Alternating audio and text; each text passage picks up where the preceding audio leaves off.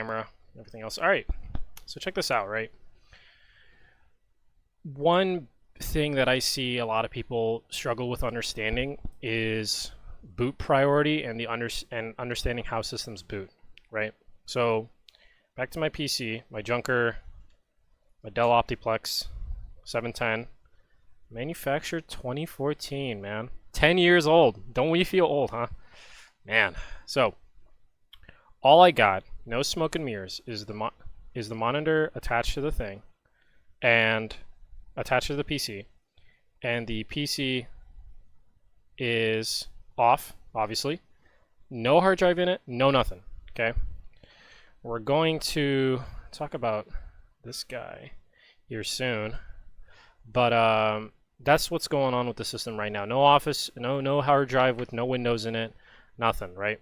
So the system's off, and the first stage of a system turning on and loading into an image is what's known as power. That's obvious, but when you're doing diagnostics and the system isn't fully powering on, you kind of have to start from scratch and get to that point. But I know this computer turns on. Spoiler alert, right? The second stage is post, P-O-S-T, power on self-test. And the point of post is to allow the system, the motherboard of the system, to run all of its system diagnostics, make sure everything's good, make sure everything's detected. Once post is well, good, and proper, it moves on to the boot stage. It finds an image or an operating system file, you could call it that. When I say image, it's the same thing. An image, an operating system file, it really is all the same thing, right? It finds that image, right, and boots to it. Now, you can have multiple hard drives with multiple different operating systems in the system, or you could have multiple different types of booting in the sense that you have hard drive booting, USB booting, network booting, CD, DVD booting, right? If you have that all within the system, how does the system know which to prioritize and which to boot to first? That's a great question, and we're going to find out here. So I'm going to press the power on button, right? First stage, power is good. Second stage, you're going to see the splash page for Dell here in a second. Boom, post is now starting. Post has detected an issue. Alert, hard drive not found. So it's going to ask us to run our onboard diagnostics or check out our setup options. Now I'm going to go into setup options, which is F2, right? Because if I press F1, here's what's going to happen. It's going to say, yeah, no bootable devices. You can try and reboot with F1, which I'll do one more time, right? I'm spamming F1, nothing's working, right? You can try, not try and reboot, retry boot. And it's going to keep saying, yeah, dude, I'm not seeing anything. Okay, great. Let's go to setup utility. Now, this is what a lot of people would refer to as their BIOS or their UEFI, right? Basic input output. I forgot the S. And UEFI, I never bothered remembering the acronym for that. The whole point is you can kind of have this in your head as a part of the power on self-test system. This is before the operating system. And because this is a Dell motherboard, it has a Dell BIOS or a Dell UEFI system. It has Dell UEFI and Dell BIOS software, right? So I'm basically talking to the motherboard, right? If you can consider BIOS to be like the menu page before you order your menu, like just in terms of before you order the food at a restaurant, that's basically what this is, right? Now, BIOS can do a whole lot of different shit. As you can see here, you can do system configurations, you can do secure boot, you can do post behavior, you can do maintenance, you can check system logs, you can check BIOS events. Here, look, I'm looking at my BIOS events right now, right? And, you know, the clock is messed up, of course, but, wow, okay, maybe it's not messed up because it's saying 2013. But, yeah, like it's basically saying hard drive not found. Now, the internal clock hasn't been set properly, but, you know, we just saw that 5 minutes ago. So let's go up to boot sequence. So system information is where we get all our information. I'm running BIOS version A16. Let's use the mouse to point. All right. CRKT CEO full size, really cool knife actually. manufacture date, we can see all of our different stuff, DDR3 RAM, whatever, right? This is actually important because this is basically telling us what, like, if the system is detecting RAM, and if it's not detecting RAM, then it's probably not going to load image at all or anything like that. So if I know I have 4 sticks and I'm only detecting 2, then I have to look into whether or not the slot in my motherboard is bad, my CPU is bad, or the DIMM sticks that I put in is bad. Let's go to boot sequence, right? This is the whole point of the video. So notice something. This BIOS allows me to, well, most BIOSes, I believe all of them actually, allow you to manipulate boot priority, right? So all this system is looking for is an operating system held within an internal hard drive, right? Now, you might say, well, what about an external hard drive? That would actually be under USB storage device because it would connect through the USB system. So it's going to look for an internal hard drive, and if it doesn't detect one, it doesn't boot, right? So if I'm trying to load Linux on this thing and my Linux file is held within a USB, I have to click this as well. I have to add this guy to the system. So if I have Linux plugged into my USB port on this PC, it's going to check to see if I have an operating system and a hard drive, of which I don't because there's no hard drive connected, and then check to see if I have one in the USB storage, and then boot off of the USB storage. If I don't even want it to check the hard drive, I can change priority. Once it finds a hard drive, or sorry, once it finds an operating system within the USB storage device, then it won't even bother checking the internal hard drive. It won't even bother booting that at all. If I prioritize Linux on a USB over Windows 7 on an internal hard drive, it'll never boot Windows 7 unless I manually make it so. Unless I choose, I interrupt the post screen and say, okay, don't boot off the USB, boot off the hard drive. Now, here's something that's, here's a live scenario of what I've seen before. Let's go here, onboard NIC. Cool. I had a individual ask me, so he had a system that connects to a cloud-based operating system, right? Meaning that the operating system, or it's not cloud-based, maybe it's not even cloud-based, maybe it's just server-based. The operating system boots from the network interface card, right? And loads it onto his local machine, right? So let's say I'm in an office environment and there's a Windows server that my system connects to. It's going to boot off of that because Windows may not actually be held within my PC or whatever, right? Or if it's like a server-based cloud environment, if there's a centralized operating system within the cloud that all of the servers boot off of to, it's going to use the onboard NICs within those servers to do that. Now, a NIC is not that complicated to really understand. It's a network interface card, right? Basically, it's the part of your motherboard or a dedicated card that allows your system to connect to the network. It's that easy, right? Now, you can have your NIC chip soldered onto the motherboard, or you can have it as a dedicated card. So if your dedicated card is dead, it's going to try, and your BIOS is going to say, okay, I don't detect the NIC card. I'm going to try and boot all the other options that I have, right? So he had a system that had a copy of a internal operating system for diagnostic software in addition to his NIC, and he wanted it to boot to the image that's given to him by the network, but because his NIC was dead, the system would always try to boot to the local version of that software. And I told him it's doing that because your boot priority uses the internal system's operating system as a backup to the NIC. If the system can't detect the NIC for whatever reason, whether the slot and the motherboard's dead or the card itself is dead, it'll never boot to there, and it'll try the hard drive. You could just be separated from the network. Like if you unplug that cable that connects it to the network, or you turn off the Wi-Fi on it and it can't connect to the network that is holding its operating system, it's going to try other options like the internal hard drive or whatever operating system is being held within a USB storage device. It's really easy when you have a visualization of what's going on here, and I'll provide it at the end of the video. Oh, hey. I'm just kidding. Come on. Anyway, so my friend scenario, right? with the visualization, because we're all visual learners, all right. Basically, he had a system, which I don't know if you can see my red cursor, but here's red. Okay, he had a system that would prioritize booting off of the green network card to a cloud or external based operating system, meaning that the operating system is held within an external computer, because all the cloud is, or all a server system is someone else's computer. That's a lesson on privacy for you.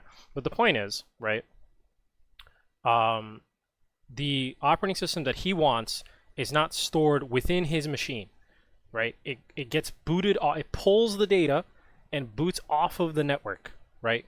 Which is, if you look at the BIOS that I've circled in red that we saw earlier, onboard NIC, when you select that option, it's basically saying boot off the green card, so that way it can boot from the network, pull the operating system, and then run it on the machine.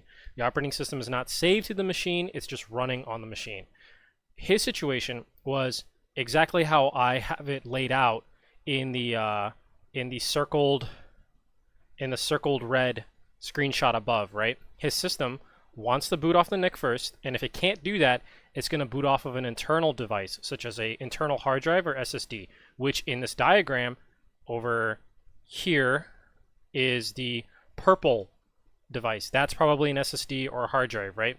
So the purple device has its own, in this scenario, has its own operating system, and this operating system is for local recovery or whatever purpose it is, right?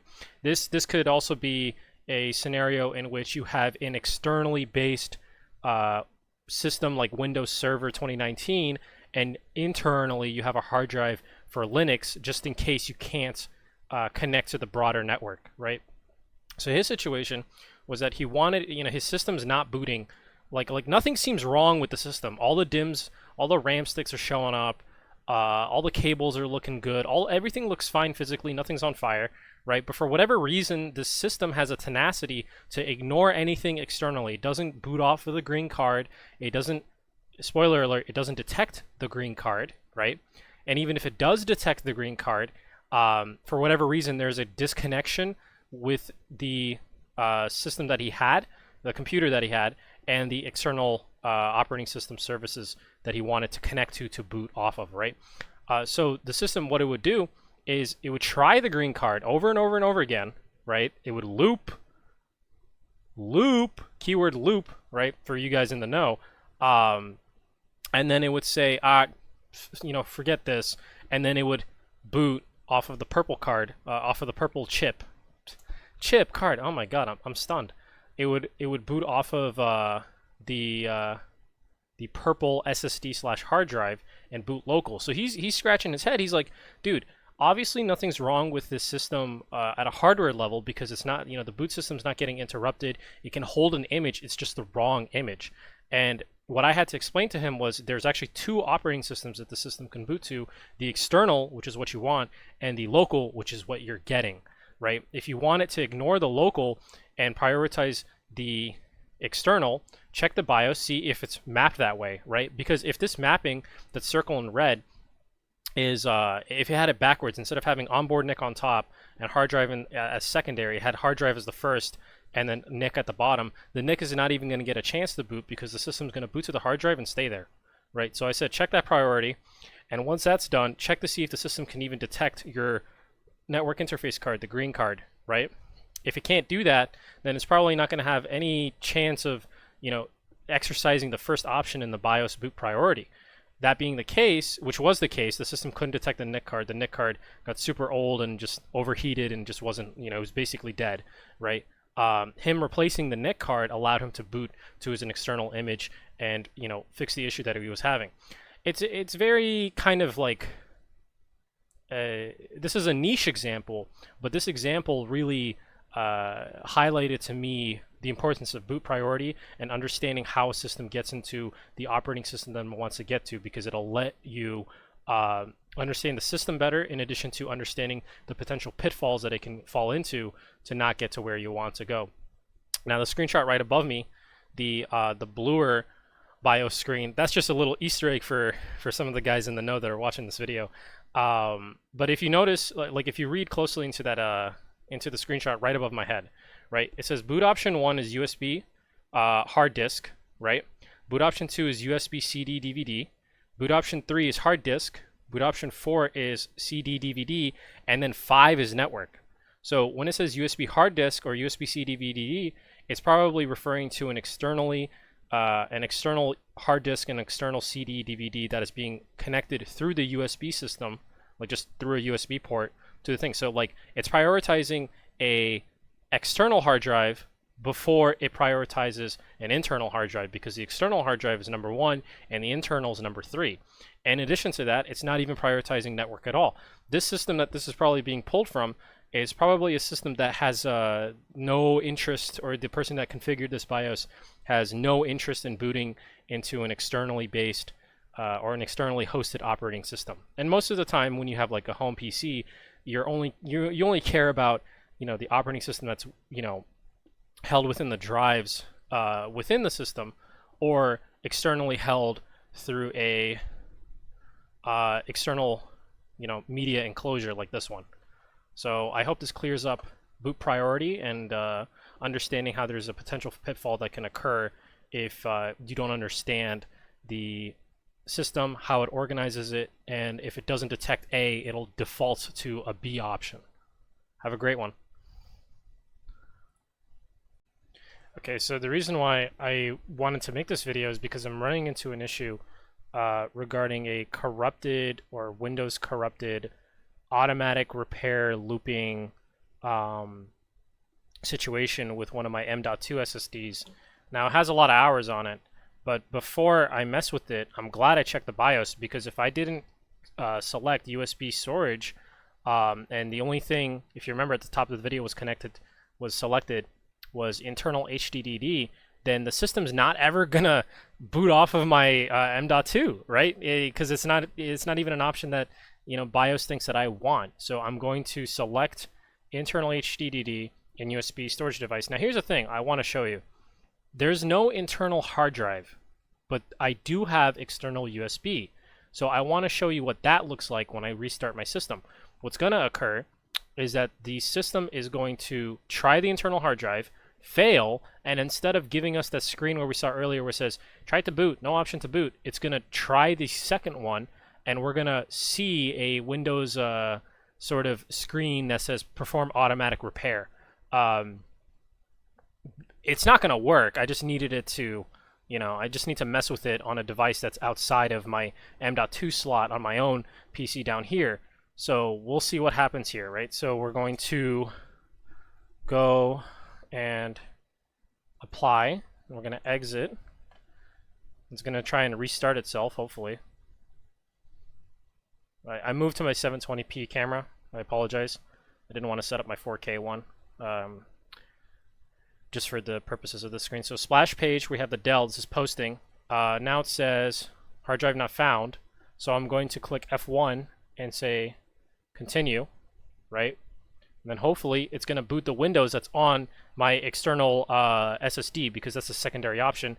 And whatever it is, either the SSD is corrupted or the Windows is corrupted, it's going to try and perform automatic repair. See how it tried the hard drive first, and then it did that. If I didn't want to press F1, or if I didn't want to mess with that at all, I can go into the BIOS, right? Go into the setup utility, the BIOS, and change it to where it doesn't try the hard drive at all, and just go straight to trying the USB externally connected USB enclosure, right? And because what will happen is the second I press the on button, I'm not going to get the text up here that tries the hard drive. I'm just going to automatically try, or the system's going to automatically try to do what it's doing right now and load my M.2. I hope this clarifies and it makes it's a live demo. You know, we all need some sort of demonstrations on niche, finicky shit. So now I'm going to go and struggle with this automatic repair loop. This SSD might be cooked, I don't know. But we'll see how it goes. You guys have a great one, okay?